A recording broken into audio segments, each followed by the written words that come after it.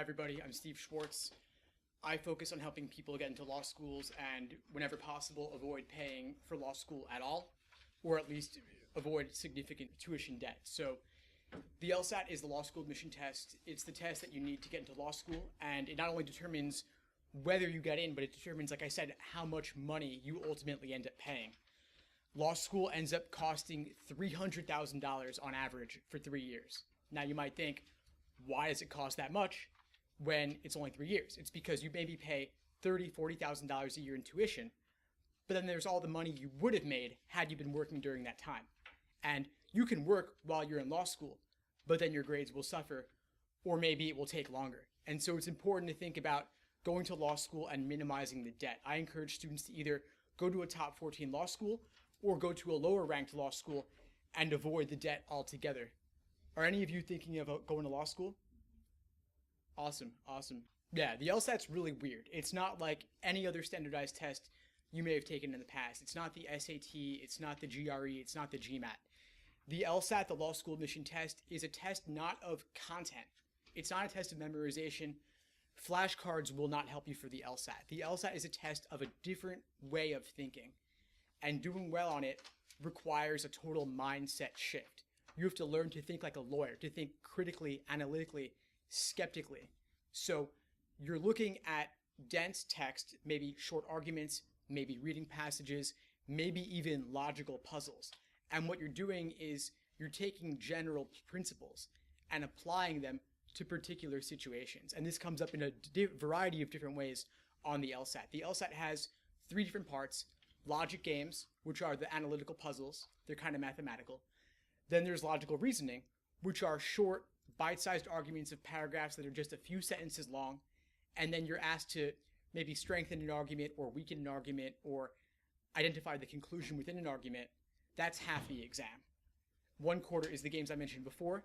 The other quarter is reading comprehension, which is similar at first to what SAT reading comprehension might look like. Long passages, 450 words each, then several questions associated with each. But again, the focus is not on the content. You don't have to know anything at all about what the passage was saying in terms of material. What you do have to know is how the author of that passage goes about making their argument. And some of this might seem relevant to law, some of it might not. But I assure you that it's all relevant to law, and you'll see that if you ever sit in on a law school class or read a law school case. Because law school cases, you have a real world situation with many different moving parts that you have to manipulate. Imagine like a car crash. One person hits another, but maybe the traffic light wasn't malfunctioning and there was someone else who was speeding through a red light. And so all of those factors come together and you have to parse out and weigh the pros and cons of each side of a case, for example. And the LSAT has a strong correlation with first-year law school grades, much more so than your undergraduate GPA, much more so than any other standardized test. And this is really important. I actually have a controversial opinion, which is that if you can't get a good LSAT score, you should not go to law school. And that's not because you wouldn't make a great lawyer. You could make a fantastic lawyer and do terribly on the LSAT no matter how hard you study. The thing is, you've got to get through law school and then pass the bar exam in order to become a lawyer. And so if you can't get through law school, maybe you drop out after the first semester or the first year, you've sank $20,000, $40,000 into your tuition, and that first year, first semester is worthless to you for your career. So you really want to make sure that if you're going to go to law school, you're going to do well. And the way you prove to yourself that you'll do well is by doing well on the LSAT. And the LSAT, you might take it cold and do terribly. I certainly did. I thought I was going to go to a top 14 law school. I had a good GPA. And then I got a perfectly average LSAT score. The median score is a 151. I got a 152. And that's not a bad score. I'm not saying it's bad. But it's not going to get you into a top 14 law school. And it's not going to get you significant scholarship money. So I wanted to raise my score. And I thought, okay, well, I studied for the SAT in high school for maybe 3 months. I'll do the same here. I took exam after exam, and my scores did not go up. I kept getting low 150s. I burned through 10, 20 exams. There were only 40 released exams at the time, and so I was burning through half the material and getting nowhere. But finally, as I started to change my approach from going through exam after exam and just measuring my results with a spreadsheet, I actually started analyzing my weak areas, the areas where I was struggling, the questions I was getting wrong or having difficulty with, and really looking at my patterns in terms of the mistakes I was getting wrong, the things I was having trouble with, analyzing patterns in my mistakes. And through that process, my scores gradually started to rise until I got a 175 on test day. Now, I talked about these, and by the way, the LSAT's out of a 180. 120 is the lowest you can get, 180 is the highest you can get, and a 170 is the 97th percentile. And even a 165 with a decent GPA will get you into a top 14 law school, and anything in the 160s could get you into maybe a top 50 law school, which are perfectly respectable, good schools to go to. But I'm saying you want to invest the time. 2 months is not enough. 3 months is not enough. I studied for a full year. You don't need to spend that long, of course. You don't need to reinvent the wheel. There's plenty of great resources out there today. Of course, I've put together a lot myself, and I'll tell you a little bit about them. But basically, in the past 10 years, there's been an enormous surge in free online test prep materials.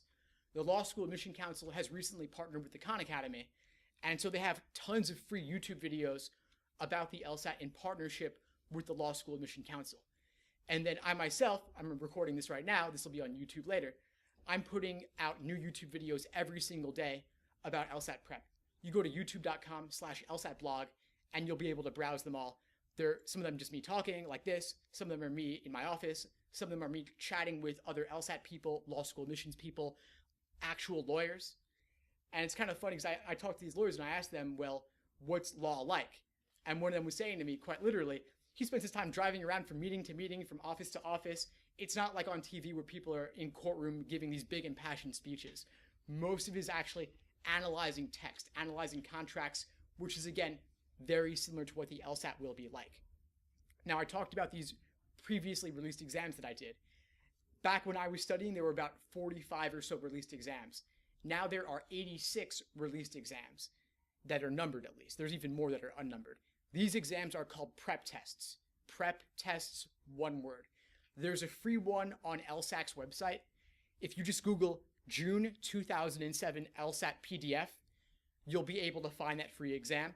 You can take it, you can download it, try it out.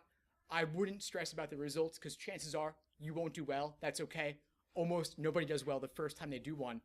But it's a good way to get some familiarity with what the exam is actually like. And then beyond that, you can get those other exams I mentioned. They release 3 of them a year. They're published in books of 10 on Amazon. They're called like actual official LSAT prep tests. You can buy them in these books of 10. They're about $20 each. And any book for the LSAT that is under $20 is not a book that's worth getting because that book probably does not contain real LSAT questions. There's a big difference between the real LSAT questions published by the Law School Admission Council. They are very carefully regulated and analyzed to be certain that they contain no mistakes and are valid with only one correct answer. But some other prep companies like Barron's, for example, they don't want to pay the licensing fee to LSAC, so they make up their own questions. But their questions honestly are pretty terrible. They contain mistakes, they might have 2 right answers or no right answer or contain typos. And the LSAT is hard enough that you don't want to make it harder for yourself when the mistake is not with you, but with the test makers. So get the real exams. There's nearly 100 of them now, and you can do maybe 1 a week in the lead up to your test date. Now, I know that some of you were thinking about taking the LSAT. Any of you have an idea when you might take it? March, June, July? Okay, so the LSAT, yeah? How many tests are there per year? That's a great question. So for most of my career, until last year actually, the LSAT was offered 4 times a year. February, June, September or October, and then December. That is changing because of the rise in competition from the GRE. Some law schools are starting to take GRE scores as well for people with science and math backgrounds primarily. So the LSAT makers want to compete. The GRE is offered virtually every weekday on the computer. The LSAT was 4 times a year. They're now increasing it to 9 or 10 times a year.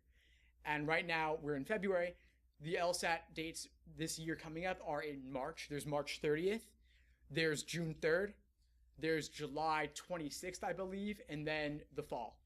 Now, the LSAT's in a weird year of transition because not only is it going from 4 times a year to like 10 times a year, but it's also going from paper and pencil format to digital. Now, you might be used to doing practice exams in books or printouts or PDFs. That's changing because the LSAT is going to be on a tablet starting in July. And the tablet interface is very different from the paper and pencil format. You might be used to writing on the page, underlining, highlighting, circling, making notes right next to the question. On the digital LSAT, you're not going to be able to do that. You'll have some limited ways to interact with the text on the tablet, but you can't draw freehand on it the way you can on a page. So if you're thinking of going to law school in the next few years, keep in mind your LSAT scores are good for 5 years. So if you want to take the LSAT in the old paper and pencil format, you have only 2 more chances to do that. There's March 30th and there's June 3rd. Then in late July, they start the transition to digital. And what that's going to look like is half of test takers are going to get the digital format that day, half will get paper and pencil. The test makers choose for you, and you don't get any advance notice. And I don't know about you, but I would not want to be in that situation, walking into test day, not knowing what I'm going to be facing. And so I'm encouraging everyone I speak to now to take the LSAT by June if you can. If your timeline is longer, that's okay. You could take it September, it'll be guaranteed digital, and at least you know what you're going to be facing. But if your timeline is longer, then of course you want more time to study. You'll make the best of it when that comes along down the line. People often ask about, well, when should I take the LSAT? I would say overall, I want the paper and pencil. I go for March and June. But in general, for a timeline, law school admissions is conducted on a rolling basis, meaning that there's not really a hard and fast deadline for law school applications. You can apply whenever, anytime from like September until maybe even March or June the following year for the same cycle. So let's say you want to go to law school a year and a half from now, next fall. You could take the LSAT anytime this year, apply this fall, this winter, or even a year from now, and then go to law school in fall of 2020. You could do that. Law schools evaluate applications in the order in which they are received, but they also want to see who else is going to come along. So they might delay or waitlist a lot of people to see down the line. So you could apply in September and not even hear back till March. That's just the name of the game. They want to see who else comes along. But you're actually in the privileged position here because over the past 15 to 20 years, law schools have been springing up everywhere. There's more and more law schools all the time, but a couple of years ago, the number of people applying to law school started declining. So law schools are actually desperate for applicants, although they might not seem that way at first glance. What that means is that if you can get an LSAT score that's above the median of their previous class, they'll throw scholarship money at you in order to woo you or lure you to go to their school over a different one. And so the LSAT score really does make a big difference. In terms of law school applications as a whole, it might be something like 50% of your odds are decided by the LSAT score, maybe 35% by your GPA, and 15% only with all the other factors like personal statements, letters of recommendation, any other essays you might be submitting as well. So the LSAT score really is the biggest part of that. And it's funny because you earn your GPA over the course of 3 to 4 years maybe, but your LSAT is 1 day. And so when I talk about spending 2 to 3 months, it's really not enough time. A lot of the traditional live classes, whether they're in person or online, take place over the course of 2 to 3 months, not because that's what students need, but because that's what it's feasible to offer. The test prep companies would have to double their prices in order to offer courses on a longer timeline. And if you're working, you're in school, you have family obligations, it's hard to commit for that long a period. And so what I would suggest is whether you do a course or not, lengthen your LSAT study timeline. Maybe you want to study over a period of 3 to 6 months. That's what I typically recommend in order for you to achieve your fullest potential. I know I've said a lot so far. Any questions about anything I've covered up to this point? Yeah? When should you start preparing for the LSAT? Well, it depends when you want to go to law school. LSAT scores are good for 5 years. So I would say maybe you want to pick a target test date 3 to 6 months from now, assuming that you're not going to have a ton of other things going on during that time. So you'll take the LSAT before you get an acceptance letter to law school? Yeah, you'll have to submit an LSAT score before you apply.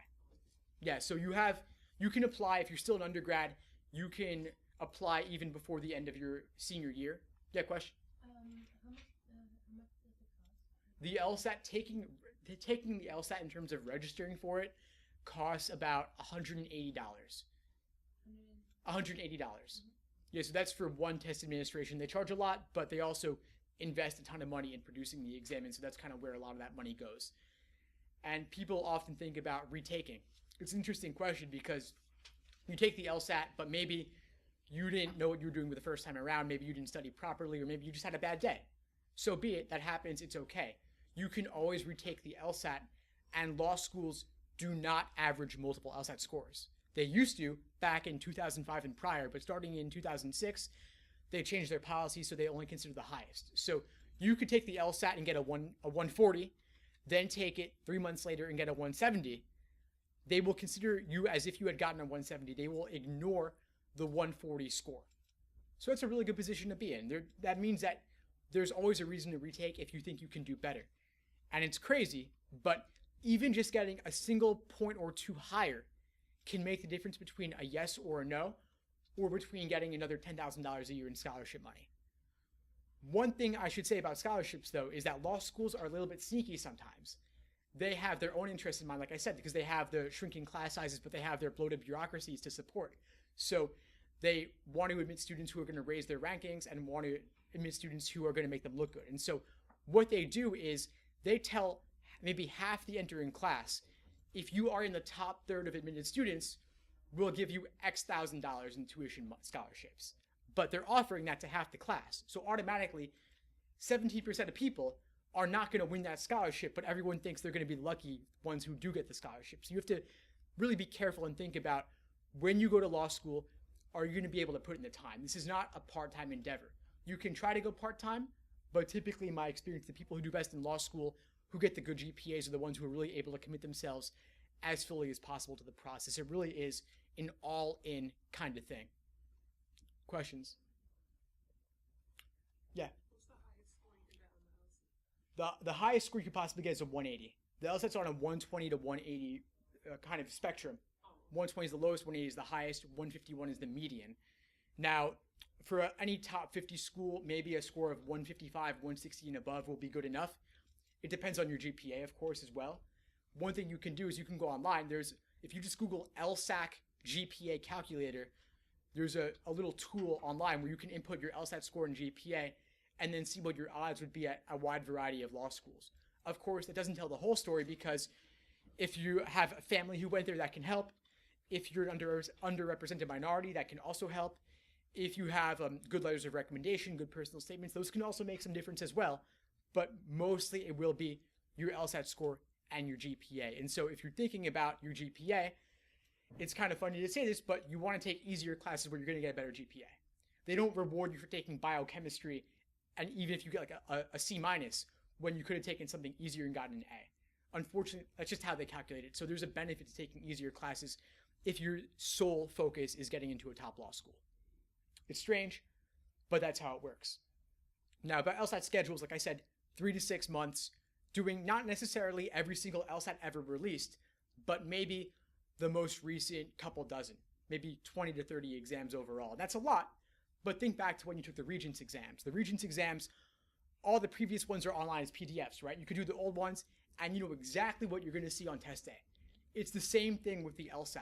You have all those old released exams. They release 3 a year. There's 86 numbered ones.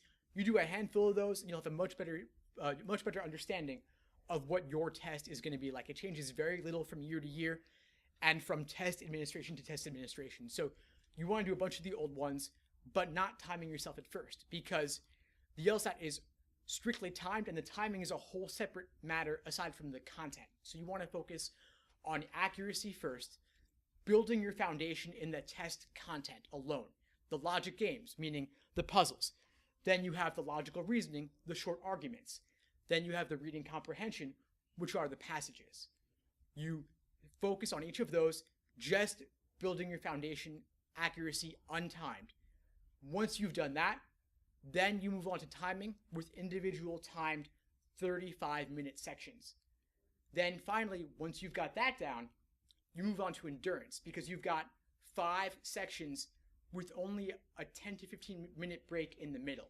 So that's like over 3 hours you're sitting there doing this. It's a lot. It's exhausting. Your brain's going to be fried by the end. Mine still is when I do this now. So you've got 5 sections, like I said, but there's actually only 3 different kinds of questions: games, reasoning, reading comp. You have 1 section of the games, 2 sections of logical reasoning, 1 section of reading comp, and then one experimental section that could be any of those previous 3 I mentioned. So that's 5 altogether. They give you 3 of them back to back, no break. That's an hour and 45 minutes.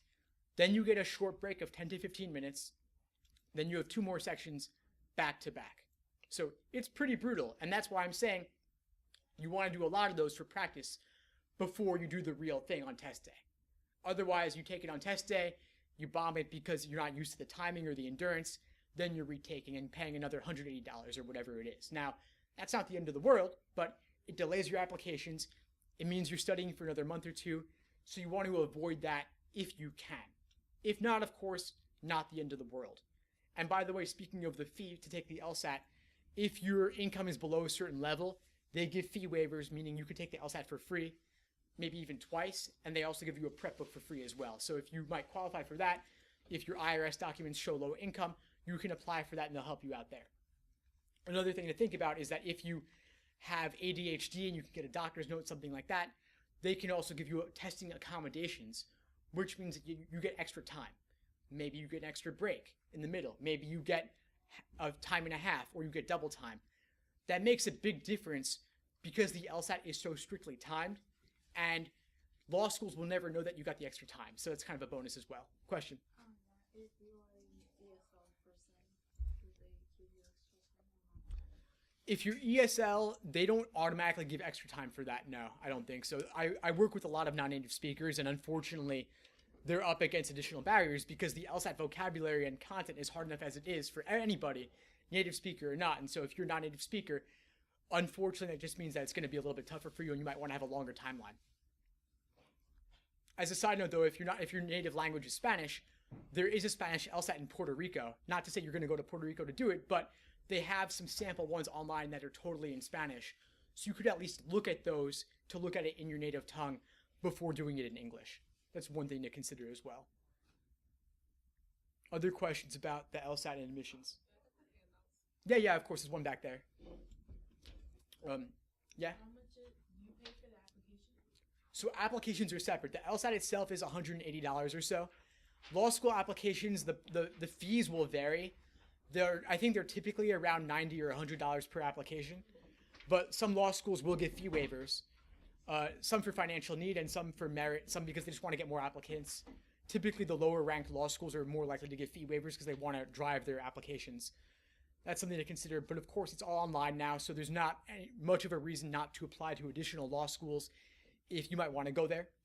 I'd say typically a lot of people apply to maybe 8 to 12 law schools overall.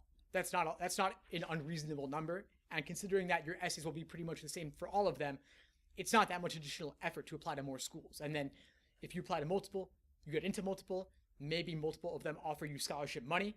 You can then kind of play them off each other and say, well, school A offered me $20,000, so you should match that or exceed that, So it becomes a bit of a game there. You email back and forth a little bit. Maybe if you got waitlisted or deferred, you can send a follow-up letter maybe 3 months in saying, hey, just wanted to remind you I'm still interested in going to your school. It's my top choice. Here's an update. My spring semester GPA improved or something like that, or I got a promotion at work. You can include that as well. By the way, speaking of applications, one thing you might want to think about if you're applying this fall is start talking to your recommenders, your professors, your employers, anyone you know who may be in a position to help you out.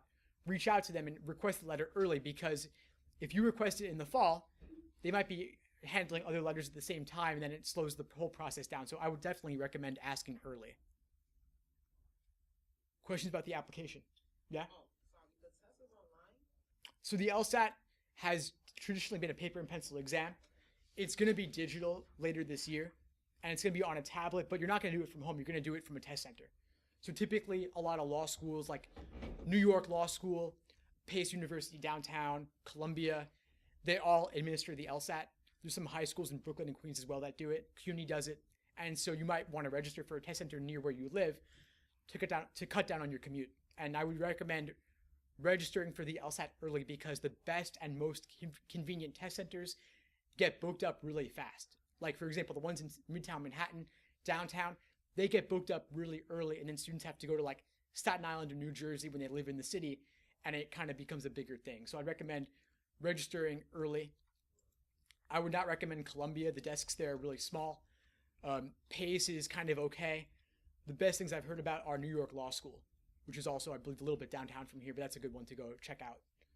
And it varies based on administration, but those are the usual suspects for taking the LSAT.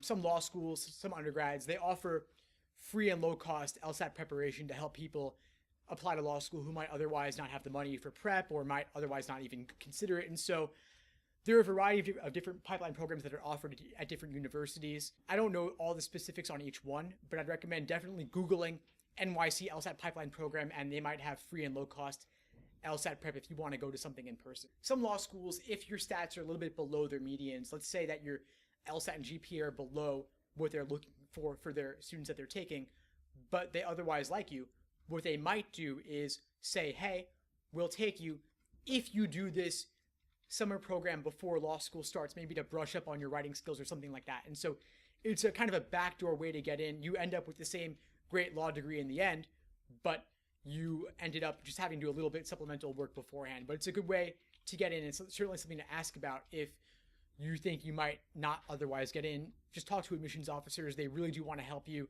I wouldn't be a stranger to them. And you say to them, hey, my LSAT's this, my GPA is that. What are my odds? They might say, go ahead. You have a good shot. Or they might say, retake the LSAT. We need just another point or two on your score, and that'll make the difference for them. But again, they need that score from you because their jobs rest on their school keeping its place in the U.S. News rankings. If you Google NYC LSAT pipeline program, you might find some programs at different local colleges and universities that have good LSAT prep and good application support. CUNY offers one, and Pace University in White Plains, the School of Law there, I think they have something too. You can learn the tools for how to analyze law school cases properly. There are some great books on that. There's one called Getting to Maybe, which is a classic book for doing well on law school exams. Getting to maybe? Yeah. And, I have my podcast, LSAT Unplugged, focused on the LSAT, but I'm actually friends with a law school professor at Pace who has a law school focused podcast called Law to Fact. And she interviews law school professors on there. And so you can kind of hear the content of what you'd be experiencing in law school. You can just absorb it all like while you're on your commute. And then you walk into law school, you already know everything. Of course, you won't know everything, but it'll give you some familiarity with it. You can learn it, but it takes time. And again, it's a different way of thinking.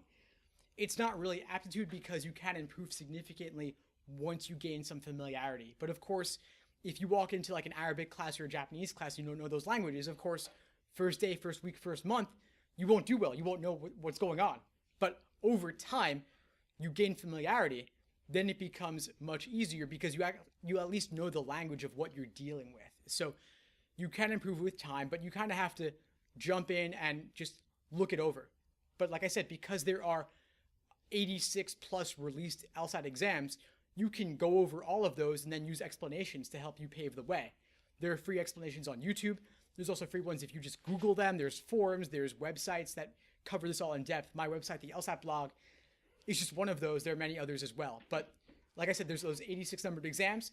There are detailed forums with explanations for all 86 of them, every single question. There's 100 questions per exam, meaning there's thousands and thousands of released ones, but it's all laid out for you online for free. So there's really no reason you can't start digging into it and gaining that familiarity. You really can improve.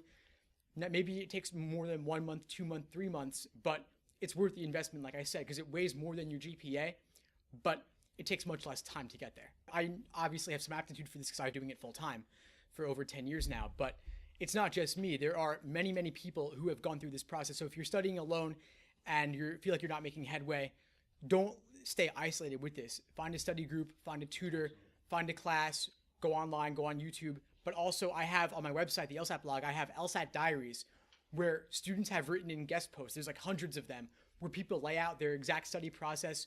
Whether they use my materials or not, I don't even care. I just want to get the stories out there. And so I have people who started at a 130 who went to a 150 or a 140 to a 160.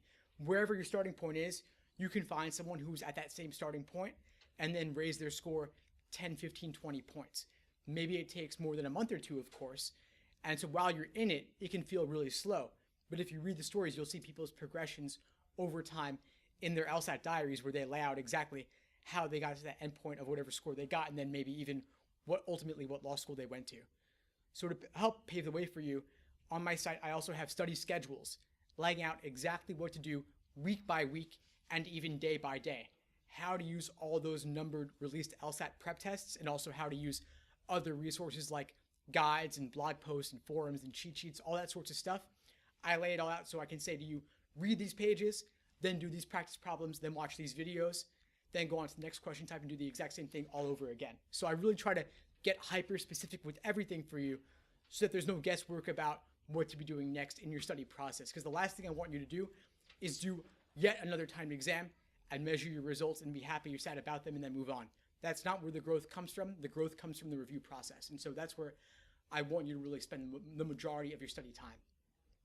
Yeah? These books to start, where can we find them? So the best books to use are actual LSAT exams.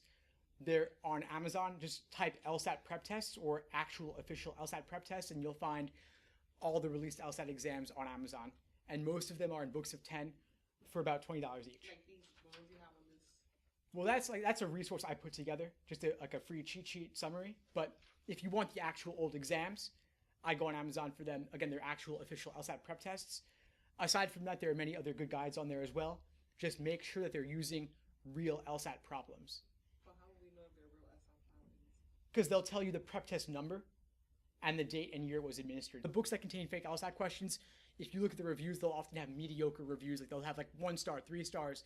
This book contained mistakes, something like that. But when they are paying the licensing fee to use the real questions, they will put that front and center on the book's cover. They will say real LSAT exams, and you can even look and see which specific ones they were containing. But ultimately, the LSAC, the Law School Admission Council, they're the best people to get the books from on Amazon because you know for sure those are real LSAT exams. And do they give you the explanations and everything as well? It's a funny thing. So the LSAT exams, they only give you the answer key, no explanations, no solutions. So you have to go elsewhere for them. And so for that, you can go on YouTube, you can go on forums and such and see what myself and others have written or made videos about for each actual LSAT problem. And you can get all the detailed walkthroughs there. And you can go to maybe 3 different sites and see what 3 different people have to say about that problem. Maybe one person's explanation doesn't click for you, so you look at a different one, and then so on. And it's good to get different takes on things. What does the review process look like? I said to review, but how do you do that? The explanations are good, but they're what somebody else said, and you don't want to use them as a crutch.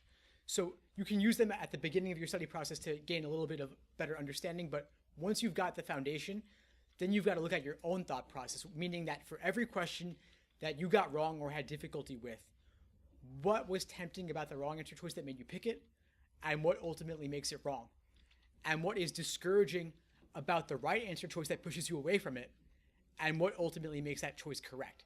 There are traps of encouragement towards wrong answers and traps of discouragement away from right answers. And so maybe the LSAT has 1,000 tricks like that, and you're not falling for all 1,000 of them, or else you'd be getting every single question wrong, like getting a perfect 0, like a 120. So you're not falling for all tricks, only some of them. You have to figure out specifically which tricks you personally are uniquely prone to falling for so that you can avoid making those same mistakes again. Kind of like with the Regents, it's the same thing over and over. The LSAT's the same thing. And so if you don't learn from your mistake one time, you might make it again in the future. And the LSAT really does repeat itself. They're very lazy in a way of reusing old stuff and just changing it, kind of like window dressing. So you really have to look at what your mistakes were so that you can avoid making them in the future. LSAT scores are good for 5 years, meaning that if you take it now, you could still apply 4 years from now and be okay. But I'd want you to have a little bit more wiggle room just in case of something. So I'd say maybe 3 years from now, if you have some downtime for a period of 6 months, that's a good time to do the LSAT.